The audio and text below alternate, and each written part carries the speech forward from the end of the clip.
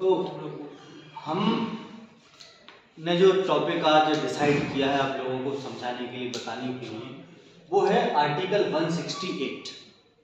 168 article जो है, अनुच्छेद हमारे संविधान का कहता है कि प्रत्येक राज्य में एक विधानमंडल होगा।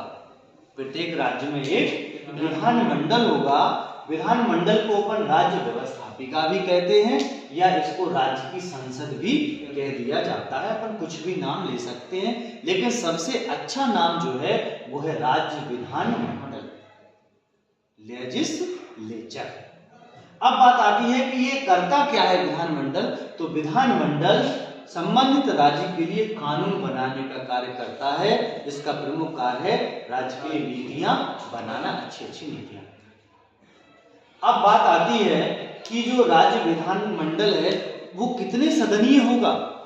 तो स्पष्ट लिखा हुआ है कि राज्य विधानमंडल प्रत्येक राज्य में एक सदनीय होगा, एक सदनीय होगा, लेकिन वह 2 सदनीय भी हो सकता है। यदि वहां की विधानसभा चाहे तो वो 2 सदनीय भी हो सकता है, लेकिन एक सदनीय होगा तो उसका जो एक सदन है वो होगा विधानसभा। और यदि जिस राज्य में वो 2 सदनीय है उसमें होगा वो विधान परिषद। जहां 2 सदनीय है वहां होगा विधानसभा और विधान परिषद, जहां एक सदनीय है वहां होगा विधानसभा। क्योंकि विधानसभा अनिवार्य सदन है और जनता द्वारा निर्वाचित सदन है। यहाँ जनता के द्वारा ही निर्वाचन प्रत्येक का किया जाएगा।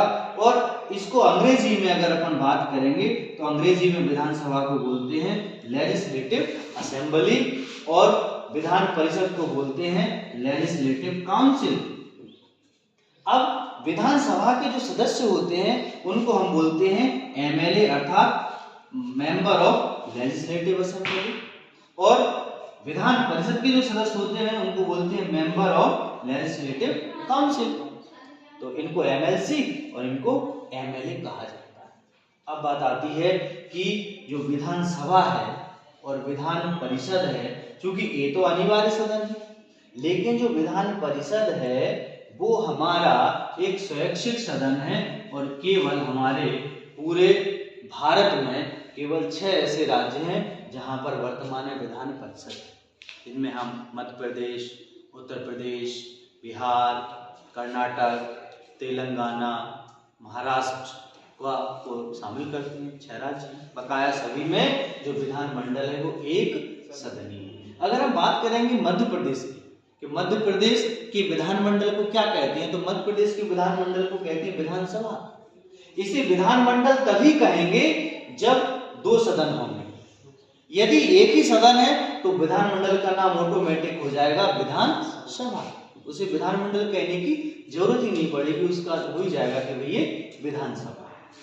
क्लियर है। और हमारे मध्य प्रदेश तो सब जानते हैं, मध्य प्रदेश की जो विधानसभा है वो भोपाल में है और इंदिरा गांधी उसका भवन का नाम है। अब बात आती है कि ये जो स्वैच्छिक सदन है इसका गठन कैसे होगा। इसका गठन कैसे होगा?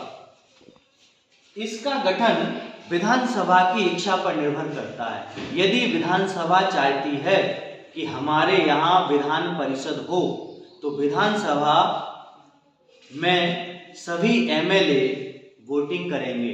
प्रस्ताव लाया जाएगा कि मध्य प्रदेश में विधान परिषद का गठन करना है, और यदि वो बहुमत से पारित हो जाता है, उपस्थित और मतदान करने वालों के बहुमत से पारित हो जाता है, तो फिर ऐसा प्रस्ताव जाएगा संसद के पास, और संसद के भी दोनों सदन साधारण बहुमत से यदि ऐसे प्रस्ताव को पास कर देते हैं तो संबंधित राज्य में विधान परिषद का गठन हो जाएगा।